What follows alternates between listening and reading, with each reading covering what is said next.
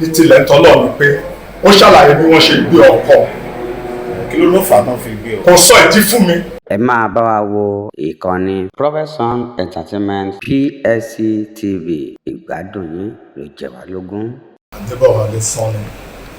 Adébọ̀wálé Sanni. Bẹ́ẹ̀ni. Ọmọ ọgbọ́n ni. Ọmọ Ìjẹ̀bú-Òde. Ẹ̀tọ́ ọmọdún mélòó?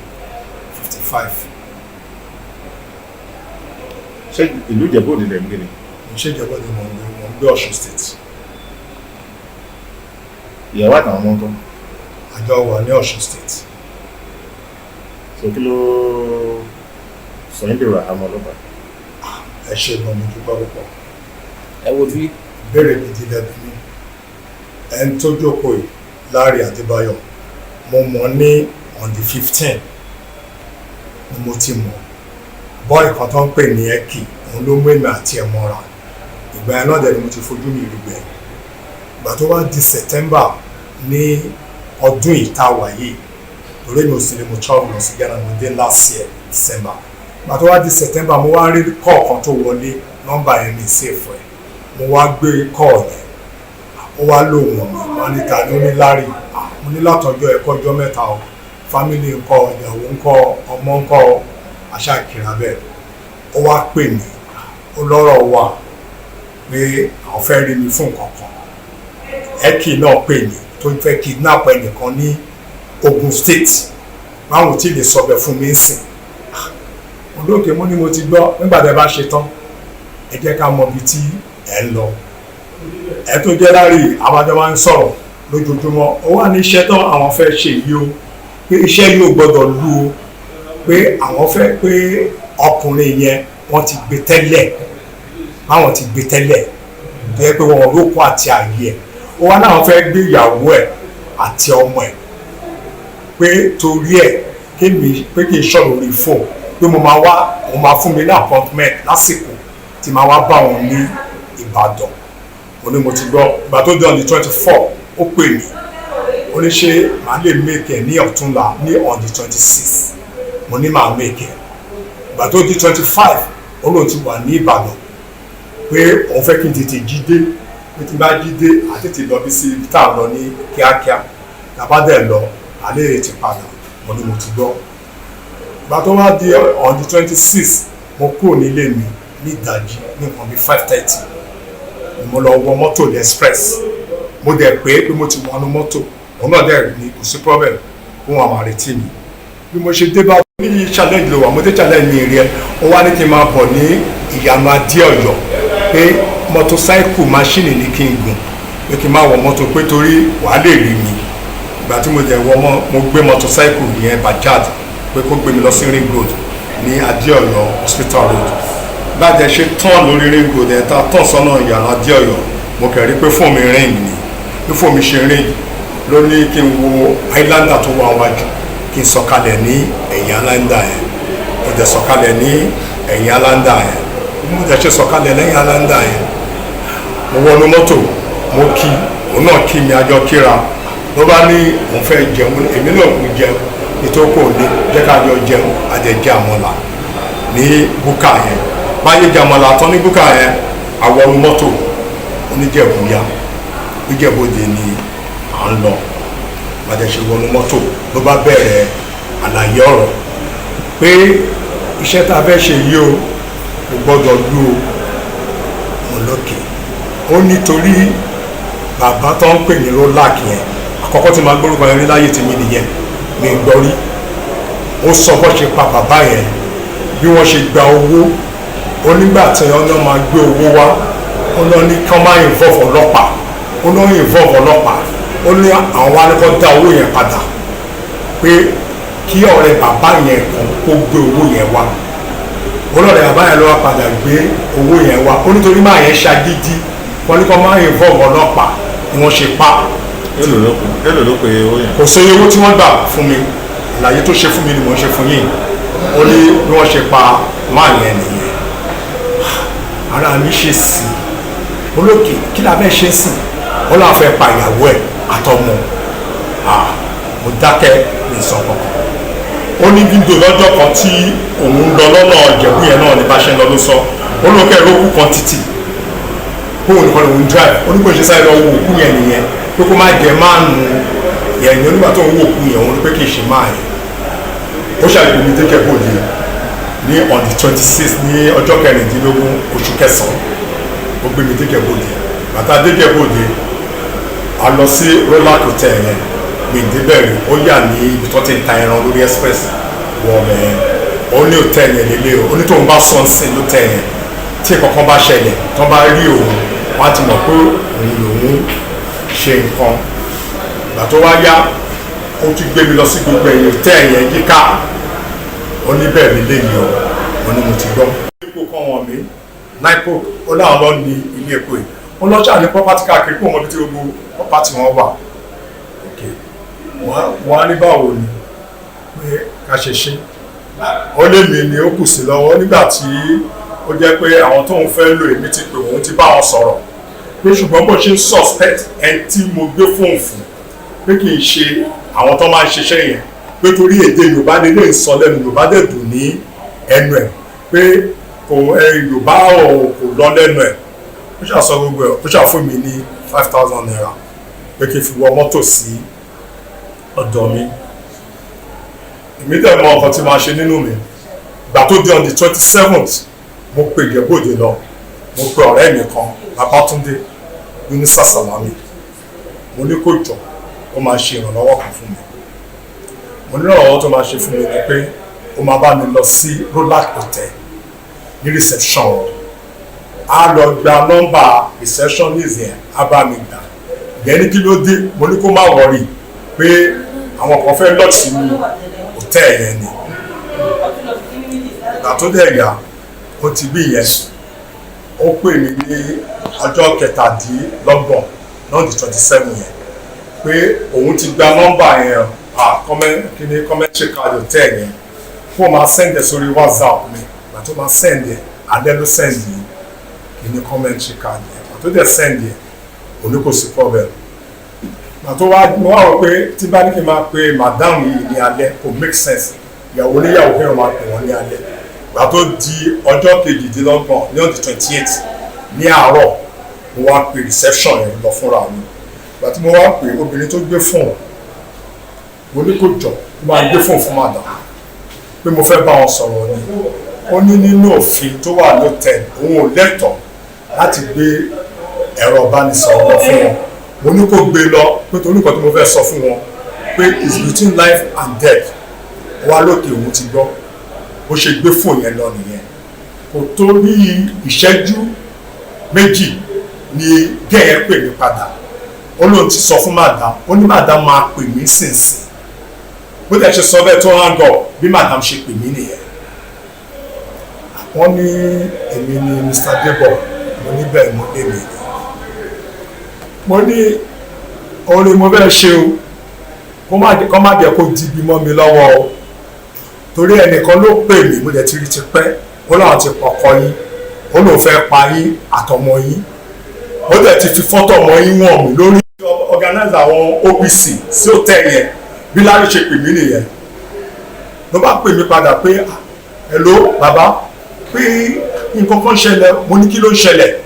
ó ní bẹ́ẹ̀ pé ó làbẹ́ bá anybody sọ̀rọ̀ mo ní ní ìbẹ́ni kankan sọ̀rọ̀ ó ní kankan tí ń ṣẹlẹ̀ nínú hòtẹ́ẹ̀lì ó ní torí òun sọ fún mi tẹ́lẹ̀ pé òun ní insider níbẹ̀ tó ń bóun ṣiṣẹ́ nítorí madam yẹn ti ń kó àwọn OPC vigilante ó ti ń kó ogun ọdún bí wọ́n ti mọ̀ bóyá ìkọ̀kọ́ fẹ́ ṣẹlẹ̀ mo lè mi ò sọ kankan fún madam kò jáláyé tí èmi ṣe fún mo wà lé ní ọ̀ndì bẹ́ẹ̀ àtọ́jọ́ yẹn náà ọ̀dọ́ ni mo wà lọ́sùn state ó kẹ́ di on the 26 ni àwọn ọmọ mi kò sí iná nepa àlọ́ra petrol ní pé káwọn kankan lórí kébù ká máa wo program kan ní 8 to 10 àti tan generator ó kù bí 5 minutes ó kù bí ìṣẹ́jú márùn-ún tí a fẹ́ wo program yẹn ní àwọn ọmọ ní ẹnìkan kan ilẹ̀kùn mo lókè mo ní kò sí problem ta ló ń kọlẹ̀kùn wọ́n ní adé báwo ẹ lọ sílẹ̀kùn àwọn láwọn lè ṣí bẹ́ẹ̀ lè ṣí bọ́ta tí èmi lọ ṣí ilẹ̀kùn nìyẹn àti mo dẹ̀ ṣí ilẹ̀kùn mo kẹ̀ rí pé lójijì ó di àwọn ọlọ́pàá tí wọ́n dé pé mo wà ní under arrest. Kí ni mo ṣe wọ́n ṣàní pé mo ọwọ́ mi sí ẹ̀yìn mo dẹ̀ mọ́wọ́ mi sẹ́yìn wọ́n dẹ̀ fi handcuff sí mi ní ọwọ́. Nígbà tó dé arrest mi tó fa handcuff sí mi lọ́wọ́ mo ní plasma television tí à ń wò wọ́n gbé television mi wọ́n béèrè receipt wọ́n gba receipt lọ́wọ́ ìyàwó mi wọ́n arrest mi àti television mi wọ́n gbé mi sínú mọ́tò mo wá ní kán ní sùúrù ìyàwó mi wà lẹ́kùnlé àtàwọn níbo ni wọ́n ti arrest ní Ìkejì Arákejì ní Ọ̀ṣun state bẹ́ẹ̀ tí mo gbé gbọ̀ngàn ibẹ̀ náà ti arrest mi mo wá pé mo ní kán ní sùúrù kọ́ máa tí ì gbé mi lọ́bẹ̀ ọkàn kọ́ jẹ́ káwọn ọmọ mi lọ pé ìyàwó mi wà tọ̀yìn ọmọ mi obìnrin àgbà wọ́n wà ní ẹ̀kúlé wọ́n ṣàmọ́ ẹ tí wọ́n wá gbé mi bí wọ́n ṣe pé ìyàwó mi dé nìyẹn àti first daughter mi ẹ bá ní ẹjọ́ láti ìbò ṣé ndla ní àbíta ni wọ́n lọ́lọ́pàá làwọn wọ́n ní Ọ̀ṣun state ní àwọn ti wá wọ́n dẹ̀ ṣe gbé mi sínú mọ́tò nìyẹn tó gbé television plasma mi náà sínú mọ́tò. Ìgbà táwa lọ nínú mọ́tò mo wá wò pé ká ní Ọ̀ṣun náà ti wá ó yẹ ká ti yà ní Iléṣà ká máa lọ sí Òṣogbo mo ní pé mọ́tò yẹn ò yà pé ọ̀nà Ìbàdàn la face wọ́n dẹ̀ ṣe handcuff mi lọ́wọ́ sẹ́yìn kí ní yẹn ń dùn mí gan bẹ̀rẹ̀ sí sunkún pé ẹjọ́ tó lọ lọ́ọ̀ wọ́n jẹ́ bá mi jiyàn pé èmi ni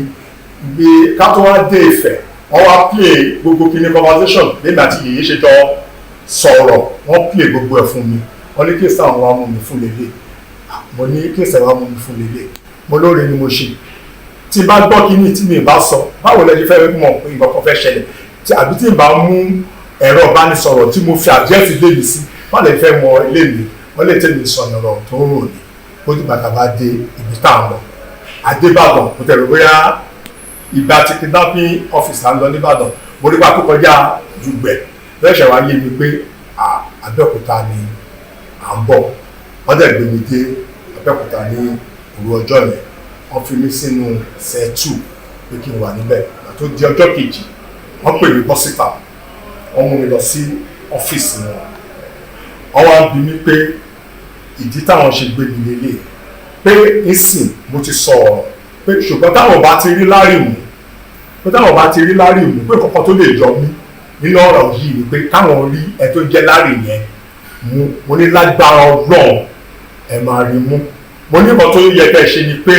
torí nǹkan tó mo sọ fún ọlọ́pàá lè jẹ́rìí sí mọ́tò mo ló yẹ kẹ́ ẹ pè mí gbà tí yèyé ti pè mí wọ́n ní ṣé táwọn bá pè mí ṣé ni máa wá mo ní kí ni mo fẹ́ sá fún wọ́n ní nǹkan táwọn sọ fún mi ni pé táwọn bá ti rí mú èmi ni mo máa jẹ ìyà tó wà nídìí ẹ̀ mo ní wẹ̀ lágbára Ọlọ́run mi ì mọ́wọ́ mẹsẹ̀ mo ṣoore mo dẹ̀ nígbàgbọ́ pé mi ì ní jẹ́ ìyà tó wà ní ibẹ̀ láti bẹ̀ wọ́n ní kí n kọ ọ̀rọ̀ bí ọ̀rọ̀ ṣe jẹ́ ó ṣe mo lè kọ mo ní mo lè kọ mo kọ statement everything gbogbo ìgbà yẹn wọn wá pa ẹ̀rọ ìbánisọ̀rọ̀ mi Lárì ìgbà tó yá mo rò bí wọ́n gbé ìyàwó ẹ̀ wọ́n tó gbé ìyàwó ẹ̀ ó ń pè mí níbi ìgbà táwọn ọlọ́pàá máa gbé ẹ̀rọ ìbánisọ̀rọ̀ ọjọ́ kan ló pè níbi ọ̀gá Adélé ṣìtì yẹn wá pé ó pè mí pé kí n wo miss call pé almost 30 miss call pé ẹ́kì náà ti pè mí àwa bọ́ sọ́fíìsì kan ní bíbá àwa ti gbogbo window mo wá pé òun padà kó gbé mo wá pé ẹ́kì wá gbé ẹ́kì wá ní kí ló ṣẹlẹ̀ ẹ̀gbọ́n àyàwó dẹ̀ ẹ̀ ń jájà bá wa à ń pè yẹn ẹ̀ gbé fóònù mo ní kó má bínú pé jẹnẹrétọ̀ mi ti bàjẹ́ ẹ tí mo jẹ́rọ̀ ìbánisọ̀rọ̀ mi fún kó bá mi ṣáàjẹ̀ mo gbé sí silent kó má lè pariwo ìgbà tílẹ̀ mọ́ ló tó gbé fóònù wá fún mi mo dẹ̀ rí miss call ẹ̀yìn méjèèjì ní orí fóònù police station ló ti sọ bẹ́ẹ̀ police station mo ti sọ àwọn ọmọ ọlọ́pàá ti mú mi mo á ní mo rí miss call nítorí ẹ̀ ni mo ṣe mo ti rí sí ojú mi báyìí mi ì bá ṣe kọ́kọ́.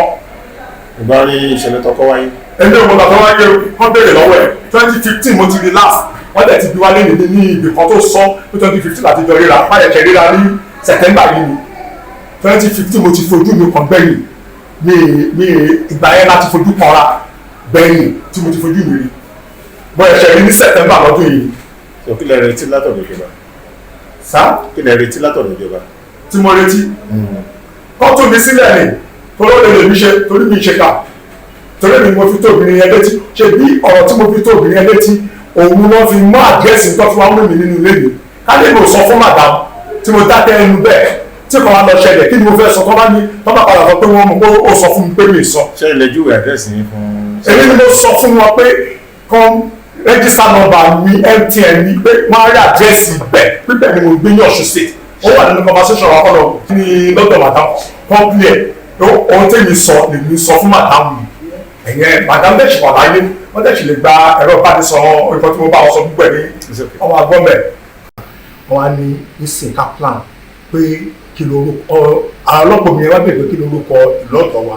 mo ní tó bá ti ní ìkejì ara kejì ibẹ̀ mo ti wá pe Larry kò wá gbé ẹ̀rọ ìbánisọ̀rọ̀ ìgbà tí ò wá gbé mo wá pe Ẹ́kì wá pè mí padà ìgbà táwọn ọlọ́pàá lọ́dẹ̀ ni àjọ dúró ní alẹ́ ọjọ́ yẹn Ẹ́kì ṣe pè mí padà mo wá ní Larry tó náà mẹ́bàá wọn pè é sí àwọn ló máa pè mí kò pẹ́ náà tí mo pẹ́ kìtàn ni Larry pè mí padà bó ṣe pè mí padà nìyẹn nígbà tó pè mí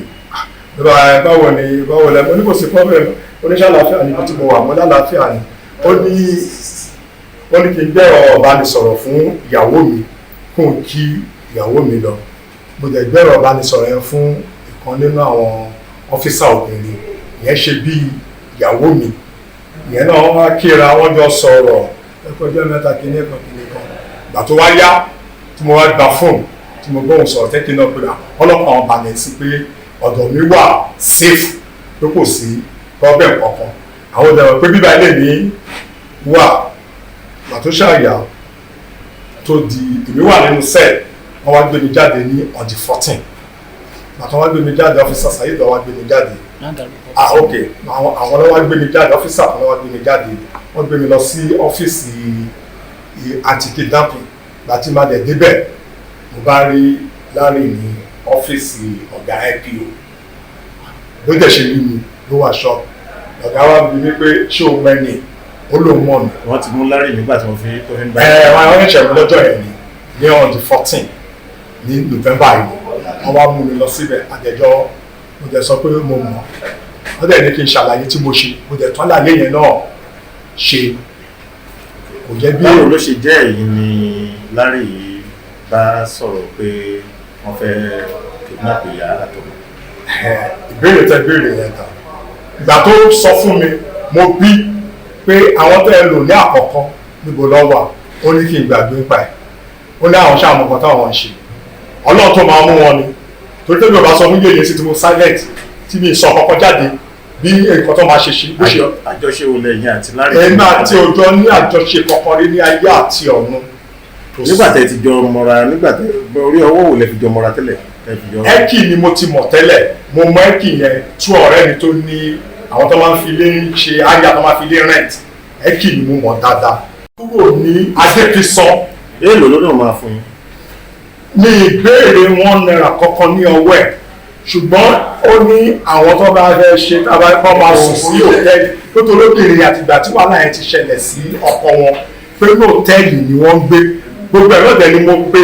ìyá yẹn náà tí mo ṣàlàyé fún láti òkè délẹ̀ tí mo tẹ̀ sọ pé nọ́mbà yìí ni mo fi rẹ́gísítà ẹ̀rọ ìbánisọ̀rọ̀ pé wọ́n á fi gẹ́ẹ̀tì mi lẹ́ni gbé rẹ́gísítà nọ́mbà mi nìyẹn tí bá fẹ́ ṣiṣẹ́ mi lè mú rẹ́gísítà nọ́mbà mi kí n máa fi pe èèyàn láíláí mo sọ fún wọn bẹ́ẹ̀ rẹ́gísítà nọ́mbà mi òun ni mo fi pè wọ́n wọ́n dẹ̀ béèrè agbolé mi níjẹ́ gbòdì mo sọ agbolé mi wọ́n ní sùkúù wo ni mo lọ èmi àti wọ́n jọ sọ̀rọ̀ tó pọ̀ lọ́jọ́ yẹn tó fi mí ní ìbéèrè tó pọ̀ lọ́tọ̀ nísìnyí. nígbà tẹ́ fi wà ní Ìjẹ̀bú Òde. bẹ́ẹ̀ ni sà. tẹ́ mọ kí ni Larry sọ fún yín pé ó fà á tí òun fi fẹ́ tó fi gbé ọkọ lákòókò tó tún fẹ́ gbé ẹ̀wò. àlàyé tó ṣe fún mi ní tilẹ̀ tọ́lọ̀ ni pé ó ṣàlàyé bí wọ́n ṣe gbé ọkọ. kí ló ló fà á tán fi gbé ọkọ. kò sọ ìdí fún mi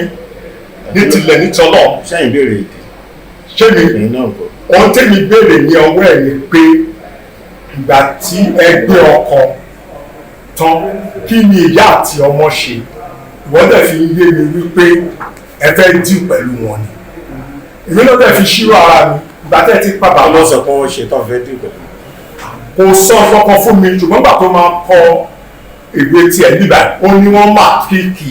àwọn ọmọ tó ń ṣiṣẹ́ lábẹ́ wọn ní nǹkan gbólóhùn tèmi pẹ́lẹ́mẹ̀ tó kọ nígbà tí ìyá yẹn wá sí bíbà fúnra àwọn tó wá sí bíbà náà di 16 ní November tí wọ́n wá ó sì ọ̀gá tó jọ̀gá pátá gan lè ṣẹlẹ̀ rí sí wọ́n jọ pé wá dúró báyìí ni àti ìyàwó ẹ̀ náà wọ́n jọ pé wá dúró ni. ẹ ò ṣe sọ fi tó àwọn agbófinró létí ká ní lóòótọ́ ni ẹ fẹ́ ní ẹgbẹ́ pé òkè ẹ fẹ́ kó bá wọn. bí ẹ fi tó agbófinró ṣùgbọ́n ẹ̀rú bẹ́ẹ̀ ni dídú ìṣẹ́ fi tó agbófinró ni pé màmá lè ní pè lọ ń tẹ̀sọ́ fún ìyá ẹ̀ ní tó máa ọlọ́pàá ṣe máa yọrí ó wà nínú ẹ̀rọ ìbánisọ̀rọ̀ tẹ́ bá gbọ́ lẹ́nu nǹkan tí màtí ìjọ sọ mo ní tó bá pe ọlọ́pàá tó ọlọ́pàá yìí tàbí mo ní ìrìn àjò ojú mo ní ẹni tó bá mi sọ̀rọ̀ yìí mi mọ yẹ ṣùgbọ́n ẹ́kì mo mọ ẹ́kì ló mú mi mọ̀ mi mọ yẹ mi mọ ọmọ ẹ̀ ṣùgbọ́n ẹ́kì tó mú mi mọ̀ ìgbà táwọn ọlọ́pàá ń bi mí pé báwa ṣe lè rí ẹ́kì mo ní tíni bá pẹ́kì lórí fóònù pé mo fẹ́ rí wọ́n ní báwọn mo ní ìgbà míì ó lè dá gbogbo mo wà ó jẹ́ bóyá bíi mọ́kànlá ó lè mọ̀ bóyá yìí tì súnmọ́ bẹ̀ tó nígbàdàn lòún gbé ó lè nà ẹ̀gbọ́n tó yìí níbi tì yẹn á dẹ̀ wá bá mi ṣùgbọ́n gbà tó ń sọ fún àwọn ọlọ́pàá pé ká lo sísítẹ́ẹ̀mù yẹn àwọn ọlọ́pàá láwọn ò gbà nítorí mo lè fi yẹn kí n fi sá lọ pé àwọn ọmọ ọ̀nà táwọn máa gbà táwọn fi ṣe iṣẹ́ àwọn. ohun tá a gbọ́ ni pé ẹjọ́ ṣe operation. orúkọ yìí mà. orúkọ mi ni Òkèrèkè Olúfúnmiláyọ̀. ṣé orúkọ ọkọ yìí ni oúnjẹ Òkèrèkè? orúkọ ọkọ mi ni ọkọ tí mo kọ́kọ́ fẹ́ tí mo fi wọn fún sórúkọ yẹn dẹ̀ wọ́n ṣẹlẹ̀. ọmọ boni. ọmọ Èkìtì ni Ìkẹrẹ Èkìtì. ọmọ ọdún mélòó ni? 37 years. òkè ló ta lọkọ yín lọ́wọ́lọ́wọ́? Mr. Ọláníwájú Adébáyọ̀. ṣé òun náà ló wà lẹ́gbẹ̀ẹ́ yín? òun ló wà lẹ́gbẹ̀ẹ́. òkè ló sọ yín dèrò àhámọ́? mo ń ṣiṣẹ́ ní Top Speed Investment níjẹ̀bú-Òde as manager ibẹ̀ tó tó di pé mo wá bá ọkọ mi pàdé ní 5 years ago. ìgbà lẹ ti ṣiṣẹ́ ní iléeṣẹ́ yẹn? láti 2013. kí ni wọ́n ń ṣe ní iléeṣẹ́ náà? à ń ta building material tó mọ̀ kan tó ní ṣe pẹ̀lú ilé so ibẹ̀ ni mo wà. ẹ jẹ́ manager wọn bẹ̀? mo jẹ́ manager ibẹ̀ kó tó di pé màtọkọ mi wá pàdé ní 5 years ago tó wá máa wà rọjà as customer so ẹ̀yìn bá tá pàdé bíi a year after so wọ́n wá sọ fún mi pé. ọdún wo lẹ pàdé? 5 years ago ni. 2017. yes 2017 so ìgbà tá wá pàdé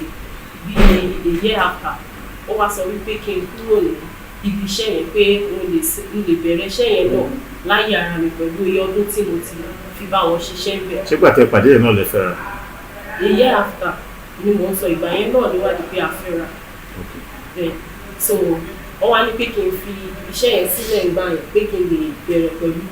ìwọ̀nba nǹkan tí mi náà fi lè bẹ̀rẹ̀ láyé ara pé òun náà wà sọ́pọ́ọ̀tì nígbà yẹn pẹ̀lú wá lọ sọ́dọ̀ ọ̀gá mi mo wá ṣàlàyé fún ọ̀gá mi wípé ọ̀gá mi ní pé ọkọ mi ní pé kí n fi iṣẹ́ sílẹ̀ ó ṣàdìjà láàrin èmi àti ọ̀gá mi ń gbà yẹn. ká lọ́gá yìí? Ọ̀túnba Àbáyọ̀mí Smith Ajayi. ṣé òun ló ní ilé iṣẹ́ yẹn? òun ló ní ilé iṣẹ́ yẹn tó bá yẹn ní ọ̀wọ́ wá bá mi jà wípé mo ti bímọ méjì pé ṣé kì í ṣe ibi iṣẹ́ ọ̀wọ́ náà ni mo ti bá ọkùnrin yẹn pàdé wípé tó bá ní nǹkan tọkọ mi fẹ́ ṣe fún mi wípé ṣègbó níyàwó lé pékélé tí mi ò jẹ́ kí tí mi ò ṣe wà ní ibi tí mo ti ń ṣiṣẹ́ kó tó bá dẹ̀ ní ètò tó bá fẹ́ ṣe fún mi kó máa ṣe fún mi sínsìn mo ti bímọ méjì tẹ́lẹ̀ tó ìgbà tó wá yá ọ̀rọ̀ yẹn ṣáà wà ń lẹ̀ pé ọ̀gá mi wá pe àwọn òbí mi náà wọ́n wá bá wọn sọ wípé kí ló dé tí mo ṣe wọ́n ṣe máa jẹ́ kí n lọ bẹ́ẹ̀ yẹn pé ṣé mo ní wàhálà kankan pẹ̀lú àwọn àbọ̀ wọn ní wàhálà kankan. níbo làwọn obìnrin yẹn wà? Ìjẹ̀bú-Òde náà ló wà. ṣẹlẹ̀ pé wọ́n kidnap ọ̀gá mi lẹ́yìn ìgbà tí kíní yẹn ti ṣẹlẹ̀ sí ẹ̀yìn díẹ̀ ọkọ mi tí wàá pè mí wípé òun sọ pé kí n kúrò ní ibi iṣẹ́ yẹn. báwo ni wọ́n ṣe kidnap ọ̀gá yẹn? mi ò mọ bí ọ̀rọ̀ yẹn ṣe ṣẹlẹ̀ aṣáàgbọ̀ pé wọ́n kidnap ibi iṣẹ́ náà ni mo wà lọ́jọ́ yẹn torí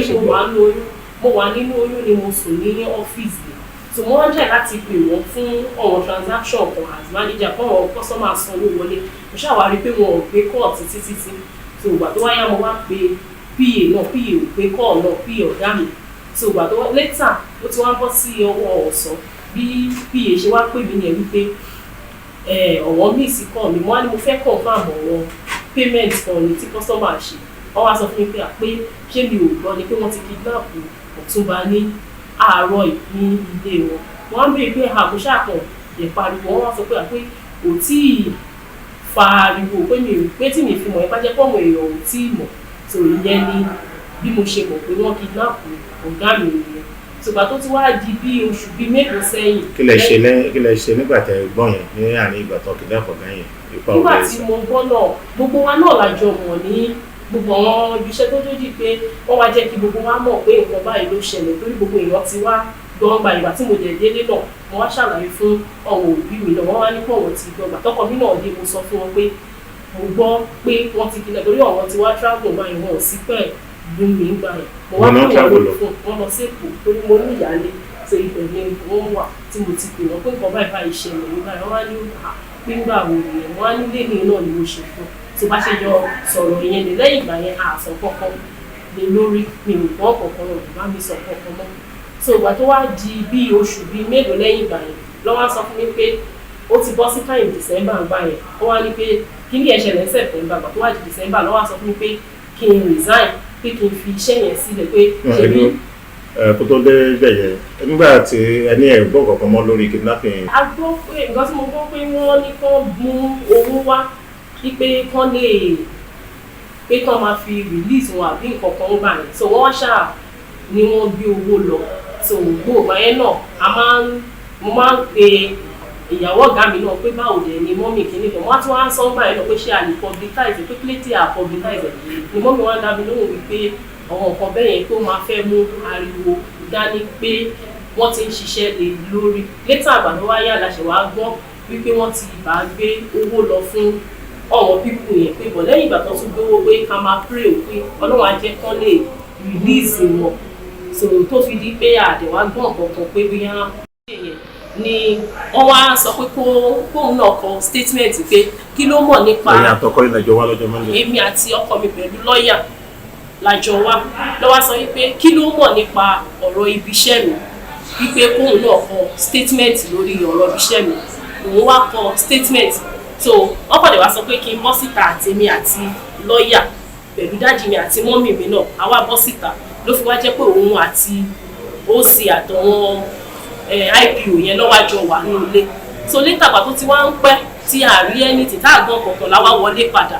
ni mo rí pé dájú mi wọlé lèmi àti àwọn lọ́ọ̀yà náà wá wọlé pé kí ló ń ṣẹlẹ̀ lọ́ fi wá sọ fún wa wípé kidnapper ni ọkọ mi ni mo wá sọ pé rárá pé mi ò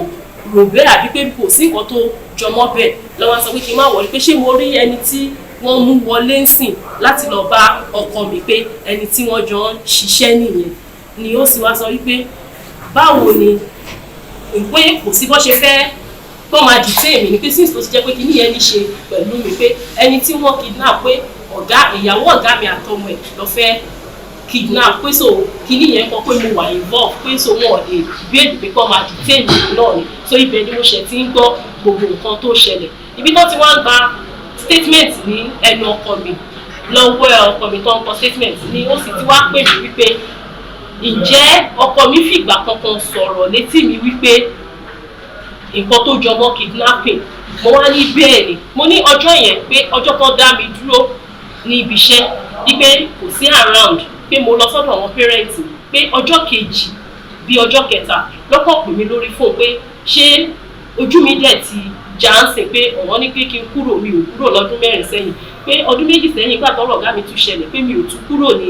ibi iṣẹ́ yẹn wípé ń sìn yìí pé ṣùgbọ́n lọ jẹ mí ní sálárì ń sìn pé ṣé mo rí bí wọ́n ṣe ń ṣe fún mi àbí nǹkan kan bẹ́ẹ̀ yẹn mo á ṣàn dákẹ́ lórí fóònù bó ṣe wá sọ fún mi pé ń sìn pé àwọn èèyàn ló máa ń kọ́yàn ní oró téèyàn fi máa ń ṣe ìkà báwọn èèyàn náà ló máa ń kọ́yàn lóró tó máa fi ń ṣèkà wípé tí wọ́n bá wá gbé ìyàwó ọ̀gá mi àti ọmọ ẹ̀ ń kọ́ èmi wá pariwo lórí fóònù pé fún kíni tí èmi sọ ẹ̀ ló wá sọ pé ókè pé òun kàn ṣàìtẹ́ as example bóun ṣe bá mi sọ̀rọ̀ ni mo ní rárá o ó kàn lè sọ pé òkè ọkọ mi wá kọ́ ti fóònù lọ́jọ́ yẹn lẹ́yìn pé ó kàn sọ ní ọjọ́ yẹn kò bá mi sọ mọ́ kò dẹ̀ sí nǹkan kan tó jọmọ́ bẹ́ẹ̀ tó ọjọ́ yẹn ni mo ṣẹ̀ tí wọ́n á ń gbọ́ gbogbo nǹkan tí mò ń gbọ́ ní ọjọ́ ta fi wá ní Monday yẹn ṣùgbọ́n tó wá tó wá di pé ìgbà tó fi ń kọ sí ìlú fò mo ní sọ ọjọ́ tí mo wá ń go through fóònù tí mo ń wo fóònù tí mo àkànjọ wà nílé tí mo wọ àwọn pictures àti gbogbo ẹ̀ lórí fóònù ọkọ mi wá ń bèèrè lọ́mi pé ta ni ìyàwó ọ̀gá mi gan pé òun ò dá ìyàwó ọ̀gá mi mọ̀ ibẹ̀ ni mo ti wá fi picture ìyàwó ọ̀gá mi ọwọ́ ní ọmọ ẹ̀ náà kọ́ mọ́ kàn fi wọ̀n wọn lórí fóònù ọjọ́ yẹn náà ni ó rí picture ọ̀gá mi náà ní orí fóònù gbàtẹ́ pé mo fi àwọn picture àwọn èèyàn tó wà lórí fóònù ọkọ mi sọ wá mí lọ́dún pé báwo ló ṣe dé orí fóònù ọkọ mi tó fi di pé ọkọ mi ní picture ìyàwó ọ̀gá mi àtọmọ ẹ̀ ní orí fóònù mo á ní mi ò mọ̀ gbàtọ́ lè bèrè lọ́wọ́ ọkọ mi ọkọ mi wá sọ pé òun screenshot ẹ̀ lórí fóònù mi ni so ibi tí mo mọ kíní yẹn dé nìyí. Báwo lẹ ṣe kí lẹ mọ̀ nípa ọ̀rẹ́ ọkọ yìí tó. mi ò mọ̀ wọ́n mi ò rí wọn rí ọjọ́ tí a wá ní Monday yẹn pẹ̀lú lọ́ọ̀yà ni mo ṣẹ̀ ń rí ẹni yẹn pẹ̀lú ẹ̀ mi ò rí wọn rí mi ò mọ̀ rí wọn náà dẹ̀ mọ̀ mi rí. Iṣẹ́ wo lọkọ yìí ṣe nígbà tẹ̀fẹ̀? nígbà tí mo fi mọ̀ wọ́n máa ń travel ni tó yẹ pé wọ́n máa ń kó ọjà lọ sí láti wọ̀ wọ́n máa ń kó àwọn fridge freezer àti provisions àwọn foodstuff ló máa ń kó wá kó tó di pé wọ́n wá sọ fún mi pé ọ̀wọ́n fẹ́ kọ́ hostel tó fi wọ́n ra materials lọ́wọ́ wa tẹ̀yìn ìgbà yẹn náà nǹkan yẹn náà lọ́tún lè ṣe títí tí mo ṣe mọ̀ tó bá ti travel wọ́n á dé wọ́n kó ọjà lọ sí wọ́n tó bá dẹ̀ ti tà tán èyí tó bá kù náà wọ́n tún máa ń kó wá sí Ìjẹ̀bú-Ìgbò fún mi tèmi náà máa tún tà fún ètò iṣẹ́ tí mo mọ̀ nìyẹn ló nílò ìlànà businessman tó dẹ̀ máa ń kó ọjà wọlé sí Nàìjíríà. Òye wo lẹ rí nípa tó jọmọ́ kájíyàn gbé tàbí wà ipá nǹkan pẹ̀lú ọkọ yín? Mi ò rí nǹkan kan tó jọmọ́ bẹ́ẹ̀ rárá àfi ọjọ́ tó kàn pè mí tó sọ ọ̀rọ̀ yẹn lórí fóònù tí mo dẹ̀ ní rárá so kò tí ẹ jẹ́ kí n rò wípé nǹkan yẹn lè ṣẹlẹ̀ àbí nǹkan yẹn máa ṣẹlẹ̀ mi ò mọ̀ rárá torí kò dẹ̀ sí nǹkan kan mi ì dẹ̀ rí traces kankan tó jọmọ́ bẹ́ẹ̀. Ibo ìgbà kan sọ wípé mo fi. ẹ ti gbogbo àwọn ilé iṣẹ́ yòókù yàtọ̀ síbi tẹ́ ti ń ṣiṣẹ́ tí ó jẹ́ ti ọ̀gá yín tó pè é báwo lọ́kọ́ ṣe mọ̀? Àwọn ẹ̀ka ilé iṣẹ́ míì gbogbo pé ọ̀gá yín tó tán jí gbé yẹn ó ní ilé iṣẹ́ síbí báwo lọ́kọ́ yín ṣe mọ̀? Èmi ò mọ bí ọkọ mi ṣe mọ̀ yẹn torí pé nọ́ọ̀mì tàbá ọmọ àbèrè lọ́wọ́ mi náà gẹ́gẹ́ bí ìyàwó pé ibi tẹ́ ti ń ṣe kí lọ́wọ́ nǹkan tí ta lè kàn jọ máa sọ̀rọ̀ bí ọkọ àti ìyàwó ní ilé sókè yẹn ò lè jẹ́ kí n mọ̀ bí ọ̀rọ̀ yẹn ṣe lọ. Báwo ni ẹ ṣe ń lo àkókò pọ̀ tó? Báwo ló ṣe ń pẹ́ lọ́dọ̀ yín sí? Ó máa ń pẹ́ lọ́dọ̀ mi ó máa ń lo 4-5 days lọ́dọ̀ mi kó tó di kó travel tó bá dẹ̀ immediately tó bá dẹ̀ ti travel yẹn ó máa drop mi sọ́dọ̀ àwọn parents ó dìgbà tó bá tún dé àtijọ́ máa padà sílé. Ṣùgbọ́n náà lẹ sọ àwọn ibi iṣẹ́ yòókù àti wọ́n ṣe máa rí ìyàwó ọ̀gá yìí gbígbé fún. Èmi kọ́ rárá ẹ lè béèrè lọ́wọ́. Ǹjẹ́ gbọ́ sí ikú ọ̀gá yìí nígbà àkọ́kọ́ jẹ́ gbọ́ sí nígbà tó kù? Ìgbà tí mi ò gbọ́ rárá kò sí nǹkan tó jọ mọ́ bẹ́ẹ̀ tí mi ti ẹ̀gbọ́n kankan tó jọ mọ́ bẹ́ẹ̀. Ẹ̀yin náà ò dẹ̀ béèrè tẹ́ fi ń ṣiṣẹ́ lọ lẹ́yìn ìgbà yẹn pé ọ̀rọ̀ ọ̀gá wa tó ti ẹ̀dẹ̀ jí gbé ìmọ̀nà yanjú ẹ̀ sí. Ṣé ní ibi iṣẹ́ wa? Níbi iṣẹ́ tàbí gbogbo alájọ ọmọ àjọ máa ń sọ̀rọ̀ máa ń béèrè lọ́wọ́ ìyàwó ọ̀gá mi náà àjọ máa ń sọ̀rọ̀ gẹ́gẹ́ bí ìyá sọmọ tó àjọ máa ń sọ̀rọ̀ bọ̀. Sọ́jà sọ pé kò tí ì sí nǹkan kan náà pé àdúrà náà ní ká máa gbé. Ìyẹn ti tó gbà ó sí. Ó ti ń lọ́dún méjì báyìí. Sọ̀yìn náà dẹ́ rò pé bí ọdún méjì báyìí yẹn inú ibi tó jí gbé náà ló ṣì wà bí kílẹ̀ ọdún pé. Àdúrà kájọ máa ń gbà náà nìyẹn pẹ̀lú ìyàwó ọ̀gá mi pé bóyá pé Ọlọ́run máa ṣe wọ́n ní rírí gbogbo ṣe máa ń gbà ládùúgbà náà ní gbogbo wa pátá. Ǹjẹ́ ó tàbí tó. Rárá sà kò sí nǹkan tí mo rí tó jọmọ́ bẹ́ẹ̀. Yàtọ̀ sí wípé tó bá ti kó àwọn ọjà yẹn dé tó bá dẹ̀ tún sọ pé bí àwọn tún fẹ́ ṣe hostel ẹ̀ tó máa tún sọ pé kóun tún ra material tó máa dẹ̀ tún fi ṣe fún ìlú nǹkan kan tó jọmọ́ bẹ́ẹ̀. Ṣé máa ń mutí? Ó máa ń mutí. Ṣé iná máa ń mutí? Rárá sà. Kí lẹ máa ń mu? Any soft drink ṣáá ni máa ń bọ̀ mi ò rí ní mu drink bẹ́ẹ̀. Wọ́n máa ń ṣe fàájì fún yín. Hòtẹ́ẹ̀lì wo lọkọ yín ní? Hòtẹ́ẹ̀lì wo lọkọ yín ní? Wọ́n ní hòtẹ́ẹ̀lì sí Sango Ọ̀tà. Àti síbo? Ìyẹn nìkan náà mi ò dẹ̀ dé bẹ̀rẹ̀ torí pé mo ní ìyálé tòun àti ìyálé yẹn lọ́jọ́ wà ní Èkó. Ṣé ń gbà tẹ́ mọ̀ ni ó ní hòtẹ́ẹ̀lì? Náà ó ti ní kí ìmọ̀ àti ẹ̀ tó pàdé. Ó ti ní ká tó pàdé. Ó ti ní ká tó pàdé. Kí lórúkọ tẹ́ ẹ̀? The Prime. The Prime ní Sango Ọ̀tà. Bẹ́ẹ̀ni. Apá àgbẹ̀ yẹn wà. Àwọn ló máa sọ ní ìwọ̀n torí mi ò use lọ gbogbo nǹkan tó ní ṣe pẹ̀lú ọlọ́bẹ̀ yẹn. Mọ́tò. Kí lórúkọ yín? Orúkọ mi Larry Adébáyọ̀. ṣé Larry náà sọ yín? Larry, yes, Larry Adébáyọ̀. Ọmọ bo ni? Ọ̀ṣun State. Níbo ni lọ́sùn? Iléṣà. Ẹ̀tọ́ ọmọ ọdún mélòó? 46 years. Mo lẹ́ ń gbé. Ìjẹ̀bú Òde. Níbo ní Ìjẹ̀bú Òde? Mo lè pa. Mo wà pẹ̀lú ìyàwó mi kékeré lẹ́kọ̀ọ́.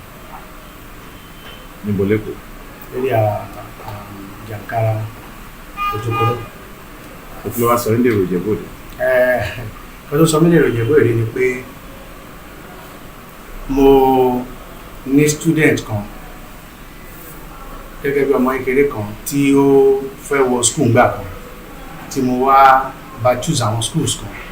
so ìgbà tó máa fi sí school tó máa mú that's where ni wọ́n mú sí, so ó wá pè mí wá rejoice mi, ìyẹn ló prompt tí mo fi wá sí Ìjẹ̀bú Òde láti wá check, so nígbà tí mo dẹ̀ wá check ẹ̀ ló wá sọ fún mi pé àpé Mr. Adébáyọ̀ pé a lot of people ló ń ṣe investment sí bí o pé mi ò lè try kí wọ́n á ṣe hostel sí ọ̀dọ̀ àwọn ní Ìjẹ̀bú Òde bí ní taswed. Sọmọ yín ni student yẹn? Kì í ṣọmọ mi, ó ṣiṣẹ́ pẹ̀lú ọ̀rẹ́ mi, so wá wá advice ẹ̀. Ó jẹ́ ọmọbìnrin? Bẹ́ẹ̀ni. Ṣé ọ̀rẹ́bìnrin yín ni? Irọ́. Sọ kí ló sọ yín dèrò àhámọ́?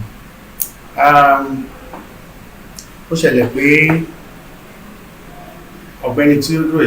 Mr. Adébọ̀wálé Sanni, mo mọ̀ ní 10 years ago, because mi lè sọ nípa year, so nígbà tí mo mọ̀ ń gbà yẹn mo mọ̀ fún ọ̀rẹ́ mi kan ẹ̀, so nígbà tí mo mọ̀ ń gbà yẹn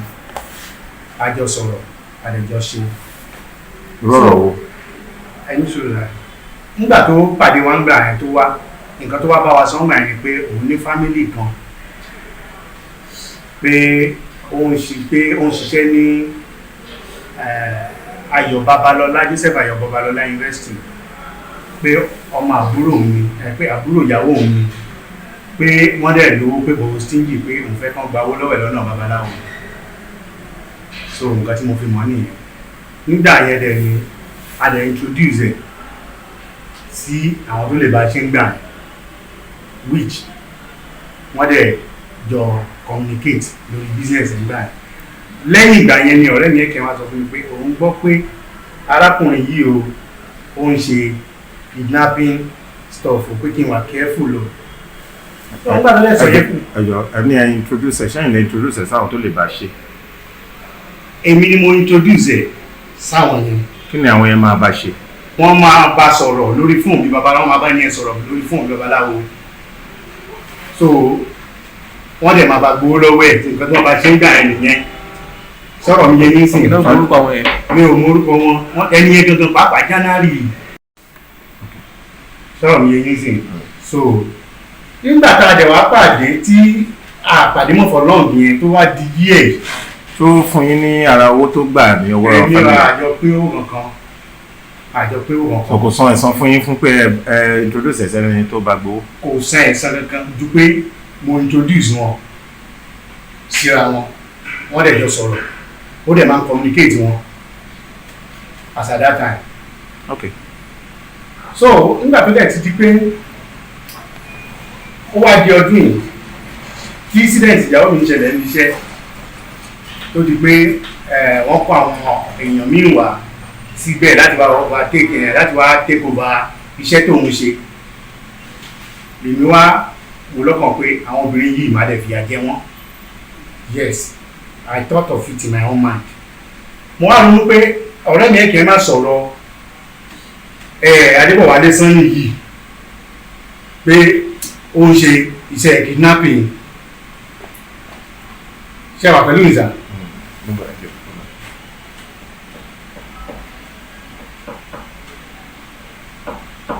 Ó ń ṣe iṣẹ́ kidnapping. Mo wá pe ọ̀rẹ́ mi yẹn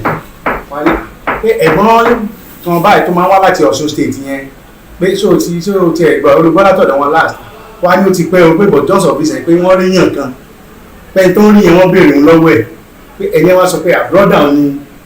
òun jẹ́ pé wọ́n wá drop nọ́mbà wọn pẹ̀lú ẹni yẹn pé but nọ́mbà yẹn wà lọ́wọ́ tòun báwọn náà òun náà ti bá wọn sọ kọ́ńtẹ̀ sọ pé kó rí àwọn máa ní kó fún mi nọ́mbà yẹn bí mo ṣe gba nọ́mbà yẹn ni mo fi pè wọ́n lórí fóònù tí mo dẹ̀ bá wọn sọ pé ẹ̀gbọ́n ṣe máa ń ṣe irú nǹkan báyìí àṣìbí iṣẹ́ tí mò ń ṣe tó mọ̀ pé iṣẹ́ tí mò ń ṣe dáadáa ni iṣẹ́ tí mò ń ṣe dáadáa ni ó dẹ̀ ó mọ̀ pé iṣẹ́ tí mò ń ṣe pé kí ni òun fẹ́ fi báwọn boys wà pé nínú group àwọn boys tó ń lò gan pé ọ̀gá àwọn gan tó jẹ́ ní ìdá wọn pé tó jẹ́ ní ìdá wọn dáa gangan kó ṣẹ̀dé láti Ghana ni pé nígbà ìgbà tó dé láti Ghana gan tó ń ṣàlàyé fún pé ara òun ò yá pé ó yìí sẹ́ndì owó sí òun sọ̀rọ̀ mi yẹn sà tó sẹ́ndì owó sí òun tó ń fi tọ́jú ara òun ní òkè o wá jẹ́ bẹ́ẹ̀ gbà ló pọ̀ pé ó ní iṣẹ́ kan tẹ́lẹ̀ fẹ́ fún yín o ní Ìjẹ̀bú Òde o mo ṣàlàyé mo jẹ́ kó yẹ pé Ìjẹ̀bú Òde wọ́n á ní ọ̀tíjọ́ tẹ bá ráyè ẹ jẹ́ kájọ pàdé kájọ sọ̀rọ̀ so nígbà tá a jọ sọ̀rọ̀ yẹn lẹ́yìn ìgbà yẹn ó pè mí ráyè o tí wá sí Ìbàdàn ni mi tí ráyè wá ó máa ń pè mí lemọ́ to confirm this the IPO can get all our communication wọ́n á rí gbogbo bó ṣe máa ń pè mí lórí fóònù yẹn láti jọ ń sọ̀rọ̀ wọ́n máa rí so now nígbà tí ó dẹ̀ tí ń pè mí lemọ́ báyìí wọ́n á wò ókè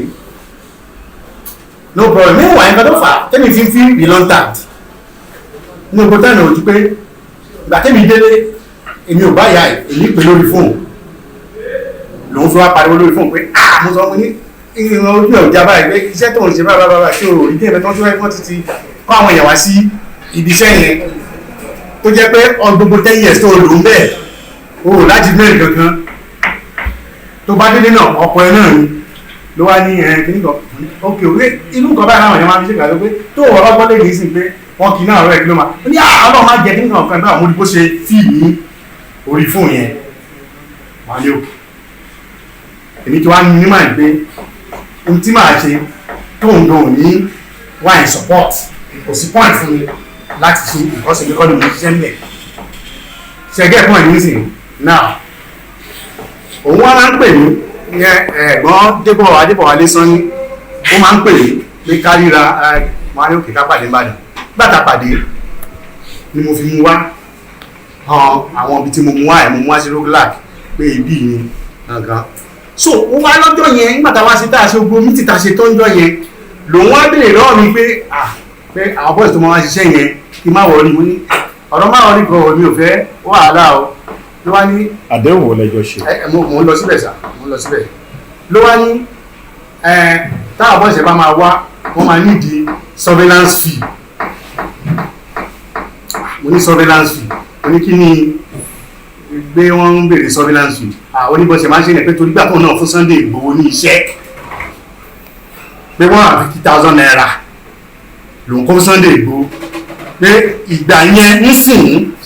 Sunday Igboho kan náà bẹ́ẹ̀ ni ó sọ fún mi tí ò bá sọ fún mi pé Sunday Igboho ó wá ń gbà wọn rígbòdìgbò kò bá wọn ṣiṣẹ́ yẹn bó ṣe fẹ́ later ló ṣe wá introduce àwọn boys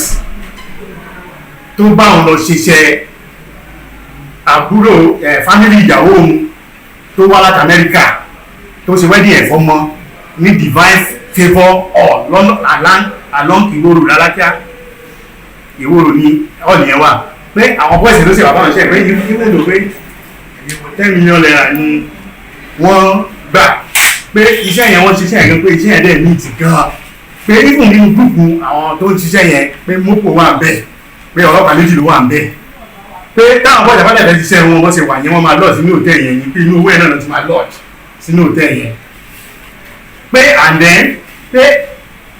tọ́ bá dẹ̀ ti lọ́ọ̀ sínú òtẹ́ yẹn pé tọ́ bá fẹ́ lọ mú kúmọ̀ yẹn gan pé kúmọ̀ yẹn gan kó wà láàárín èrò kó pọ̀ bó ní kíní kan tó máa gbé kọ́rùn pé tọ́ bá ti gbé nǹkan yẹn kọ́rùn gbogbo àwọn tó wà ní premises yẹn wọ́n máa sùn lọ ni sọ̀rọ̀ mi yé yín báyìí now nígbà tó wá sọ gbọ́ ọ̀rẹ́ fún mi wọ́n á ní okay if that be the case no problem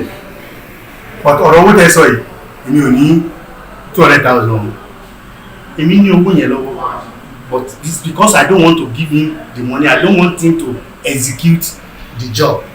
anymore ọkàn tèmi ti kúrò lórí nǹkan yẹn now nígbà tí ohun wa tó wá tá wá ṣe tán bẹ̀ ní fún ní owó mọ́tò náà kọ́tọ̀ nípa ṣe tán gbàdá ń bọ̀ wọ́n á ní òṣè pé àwọn yẹn lórí fóònù ó jẹ́ kẹ́ni explain side mi fún ọ pé mi ò ní owó tó ń béèrè yìí òun ló wá fi pe èèyàn lórí fóònù ó wá pe nìkan lórí fóònù wọ́n jọ sọ̀rọ̀ pé ṣé o mọ̀ pé iṣẹ́ mi náà ni àjọṣepọ̀ oníbàjẹ́ àjọ iṣẹ́ ti pẹ́, so wọ́n jọ sọ̀rọ̀ so wá ẹni náà wà gbé kó bẹ́ẹ̀ni náà sọ̀rọ̀ ló wá gbé fóònù fún mi, nǹkan tẹ́ni yẹn ń sọ lórí fóònù kò clear sí bọ́ mo gbọ́ intonation pé tó ń sọ̀rọ̀ yẹn Yorùbá ni ẹ̀ tó ń sọ̀rọ̀ yẹn sọ̀rọ̀ mi yẹn sìn, so ní tí mo gbọ́ ni pé kí n kó owó yẹn àti fọ́tò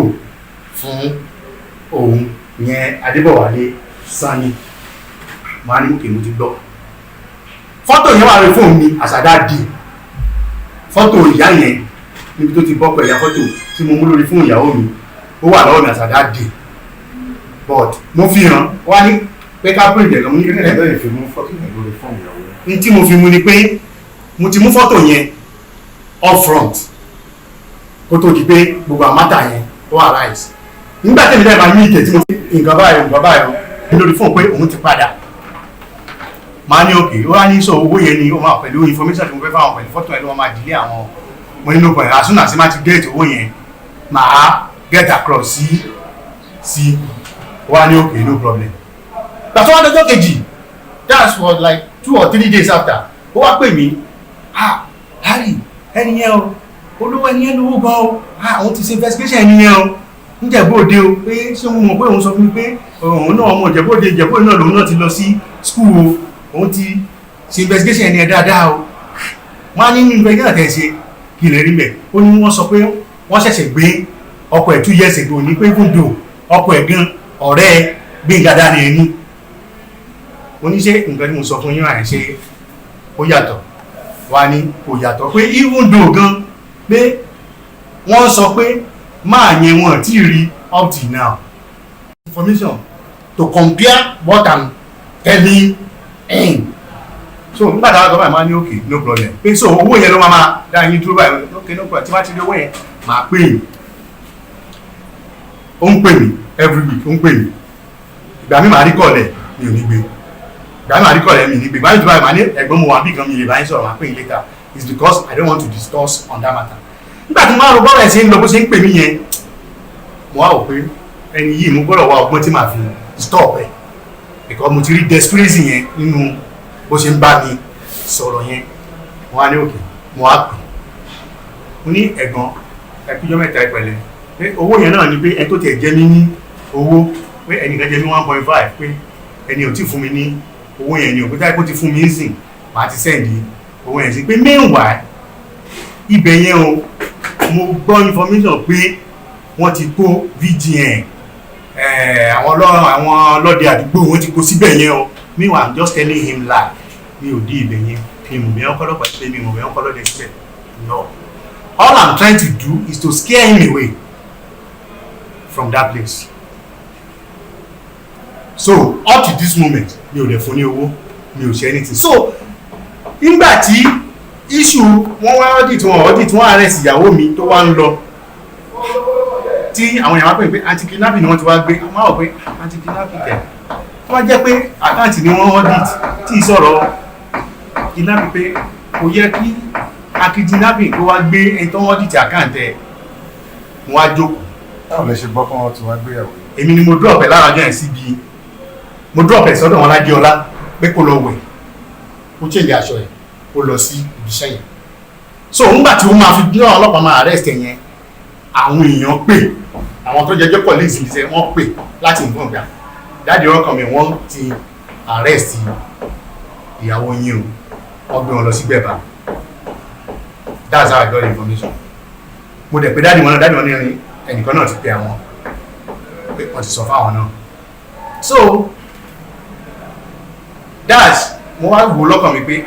kò yẹ kó jẹ́ àrọ̀ wọ́n ṣe àkáǹtì wọn ṣàkáǹtì òun ló prompt mi tí mo ronú lọ pé kidnapping mo fi ń pè lórí fóònù mo fi ń pè Adébọ̀wálé Sanni to be sure he not go to that place to execute the job. n pé kí agbo èrò lọ tí mo á lè tà wá pé ọ̀rẹ́ mi yẹn kẹ̀kẹ́ nǹkan wọn pé mo máa ń pè ẹ̀gbọ́n yẹn pé agbo èrò lọ pé kí ló ń ṣẹlẹ̀ pé mo rí ní láti bẹ́gbẹ́ yẹn sọ̀rọ̀. Àwa ní pé kí ló ṣẹlẹ̀ mo ní kò sí nǹkan kan mo try mi ò disclose nǹkan tí mo fẹ́ bá ẹ̀gbọ́n yẹn sọ fún ẹ̀kì yẹn. So now it was later mo á tún try number àwọn láàárọ̀ ọjọ́ kejì number àwọn wa lọ wọ́n wá ní àwọn lọ charge phone àwọn ní látàlẹ́ àrẹ àwọn ọ̀gbẹ́ gbá àwọn ní èmi kàn fẹ́ béèrè lọ́yìn pé ṣe wà lálàáfíà ni ò pé ibi tí mo mú lọ lọ́jọ́ yẹn wọ́n arrest àwọn èèyàn bẹ́ẹ̀ àwọn àti kidnapping lóde wọ́n arrest àwọn èèyàn bẹ́ẹ̀ èmi ò sọ fún pé ìyàwó mi pẹ̀lú àwọn kan pẹ̀lú colleagues ẹ̀ kan pẹ̀lú wọn mú Mr. Gabriel kan mi ò sọ fún ṣẹgẹ́ ẹ̀pọ̀ nísìn so náà ó wá ní òun kọ́ ohun kan pé òun wà lé ohun o nígbà tí mo tún wá rí pé mo tẹ́ lọ́yà lọ́bẹ̀ tí wọ́n wá sọ tí mo tún wá aláṣàyà ara yín bá mi sọ pé things like that ló máa jẹ́ mo ló prompt mi again mo tún wá pe nọ́mbà ẹ̀ padà ṣẹgẹ́ ẹ̀pọ̀ nísìn so ó dẹ̀ ní nígbà tí àwọn ènìyàn délé tọ́jú wọn fún mi pé wọ́n fẹ́ ọ pé wọ́n ní dandandandan kí ni wá sí station and lo and behold. ọjọ́ mélòó ni ìyàwó yín lò ní ọ̀dọ̀ ọkọ nígbà kan wà? Well, I think 2 or 3 nights. Wọ́n rí tàfi yọjú sí. Okay, ibi tí mo ń gbọ́dọ̀ lọ ni lo and behold I came to the station the first day with lawyer. I was here. kí ló ní pàtẹ́ ń bọ̀ kí ló tẹ̀ gbé mọ́tò yín wọnú ọgbà tó jẹ́ pé tàlẹ́ gbé mọ́tò sí. No, nígbà tí mò ń bọ̀ ní first day mọ́tò mi mo gbé fún yàn ó lọ lónìí so mọ́tò lọ́ọ̀yà yẹn la gbé wá. no ọjọ́ tí first day ni mo ń sọ. ọjọ́ tó wọ́n arrest yín ni mo ń sọ ìtẹ́ wá. ọjọ́ tí wọ́n arrest mi. ẹ̀jẹ̀ wá pẹ̀lú ìyàwó yín. ọjọ́ tí wọ́n arrest mi. ọjọ́ tẹ́jọ́ wá pẹ̀lú ìyàwó yín. Yes, ọjọ́ tí wọ́n arrest mi tí mo wá pẹ̀lú ìyàwó mi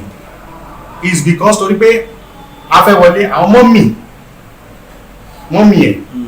bẹ́ẹ̀ a fẹ́ fáwọn kan ní rice yẹn wà ní mọ́tò so we now decide okay táwọn ẹ̀pọ̀ àwọn máa dúró dé àwọn yẹn kí n fi mọ́tò sílẹ̀ káà wọnú station wa so nǹkan tó fà tí mo bá mọ́tò síta tí mo wọnú station wa.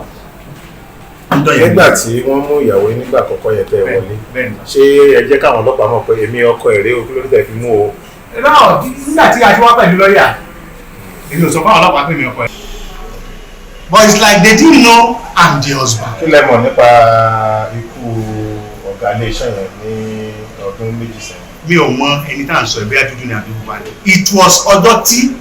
mo gba fọ́tò tí mo mú fọ́tò ẹ̀ lórí fóònù ẹ̀ ni mo ṣẹ̀ṣẹ̀ ń mọ̀ tó ṣẹ̀ṣẹ̀ ń sọ fún mi which is just of recent. Ni mo ṣẹ̀ṣẹ̀ ń sọ fún mi pé ọ̀gá òun lélẹ̀ ìyàwó ẹ̀ lélẹ̀ ọmọ ẹ̀ lélẹ̀. I know nothing. ọ̀rẹ́ yìí sọ pé ẹ sọ fún un pé ẹ̀yin lẹ ṣiṣẹ́ gbígbé ọ̀gá iléeṣẹ́ àti pé ìdílé fipá ni pé wọ́n gbówó ìtúsílẹ̀ wá wọ́n fọ̀rọ̀ ọlọ́pàá ṣé lóòótọ́ lẹ sọ bẹ́ẹ̀ fọ́rọ̀ yẹn. irọ́ mi ò sọ something mi ò sọ àjọ discuss gbogbo nǹkan ló ń gbà báyìí ní tí mo ṣàlàyé fún ni pé. àdéhùn wo lẹ ṣe ní orí ti ìyàwó ọ̀gá iléeṣẹ́ yẹn tí wọ́n fẹ́ gbé àdéhùn lẹ́jọ́ ṣe pẹ̀lú ọ̀rẹ́ yín báwo la ṣe ṣàdéhùn owó yàtọ̀ sówó. sọ̀rọ̀ owó àti sọ̀rọ̀ owó mobilization yẹn ló ń béèrè lọ́wọ́ mi tí mi ò lè fún pẹ̀lú fọ́tò mi ò fún up to this moment even lọ́jọ́ tí èmi ti bóun sọ yẹn tí mo ti báyàwó mi sọ yẹn tí mo ti sọ lórí pé tó bá gbọ́ wọ́n jẹ̀ kí náà pẹ̀ gan àwọn yẹn tó ti pariwo yẹn tó yẹn ti delete picture yẹn even àwọn ọlọ́pàá ò rí picture yẹn lórí fóònù mi èmi ni mo sọ fún wọn pé mo gbà á pé mo mú fóònù yẹn lórí fóònù mo mú fún fọ́tò yẹn lórí fóònù yẹn. ẹ sọ pé lóòótọ́ ni ó wà lọ́kàn yín láti fìyà jẹ wọ́n nílé iṣẹ́ nítorí pé wọ́n dáyàwó yín dúró tàbí wọ́n kó àwọn míì wá ṣiṣẹ́. Báwo ni ẹ ṣe ronú kan ìjìyà pé ok iṣẹ́ nìkan jí gbé iṣẹ́ nìkan jí wọn gbé. ṣe rí nígbà tí tẹ̀fọ́ á pè ọ̀rẹ́ yín. nígbà tẹ̀mí bóun sọ̀rọ̀ yẹn tí mo pe Adébọ̀wálé Sanni ó jẹ́ pé níbi pé wọ́n máa jí wọn gbé ni èmi kan ní ṣé wọ́n wà lè nà wọ́n ni tó fẹ́ dẹ́rù bà wọ́n ó ní wọ́n máa jí wọn gbé ni pé àmì in most cases o tí wọ́n bá fi wọ́n sílẹ̀ gan pàápàá tí wọ́n bá padà dé tí wọ́n máa ń wádìí o pé àwọn boys yẹn lè kú yanjú wọn o sọ̀rọ̀ mi yín báyìí sá so nǹkan tó ṣẹlẹ̀ láyé àárín yẹn.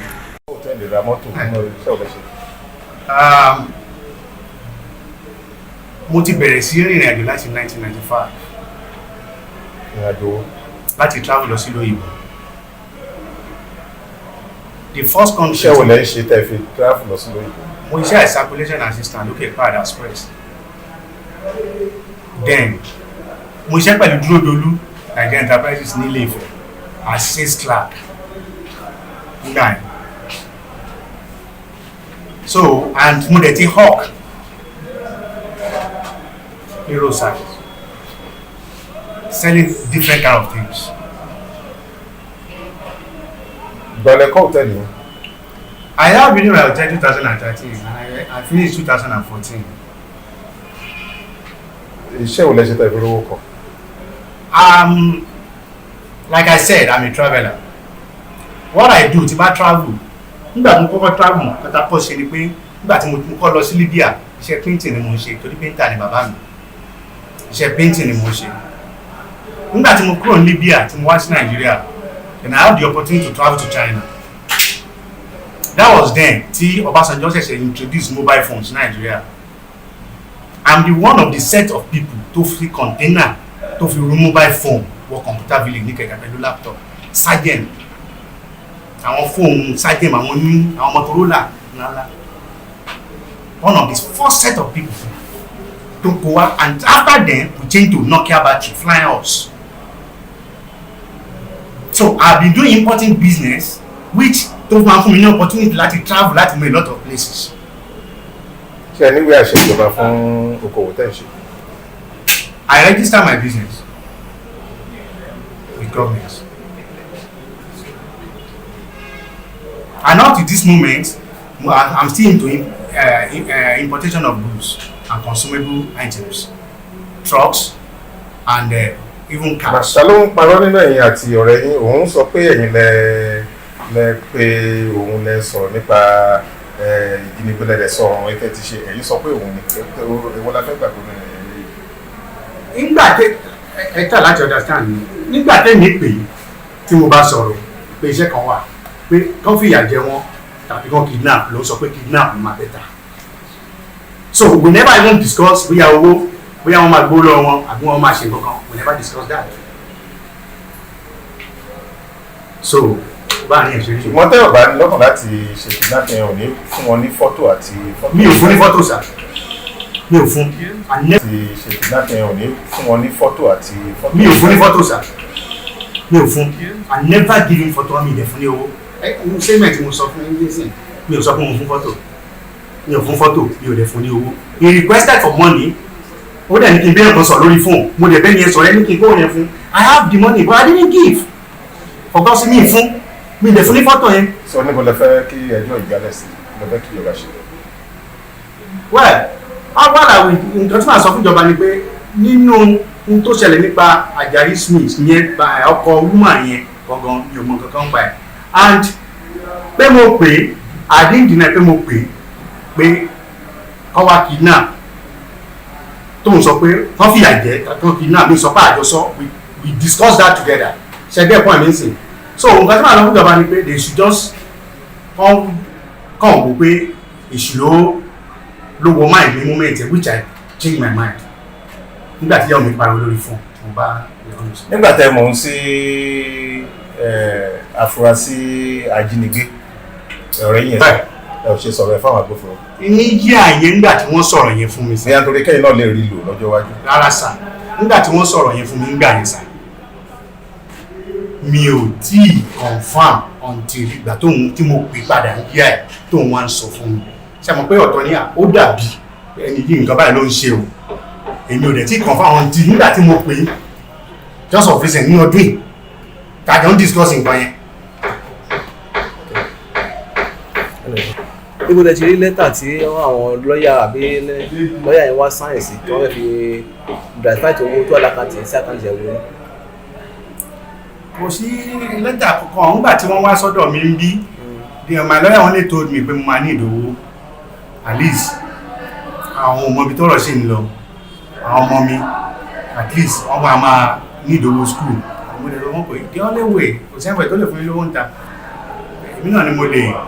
get me my letter headed, mo lè fún address, mo lè draft letter headed mi fún so and they brought it to me, mo lè sign. Mo lè ti sign. I signed it. So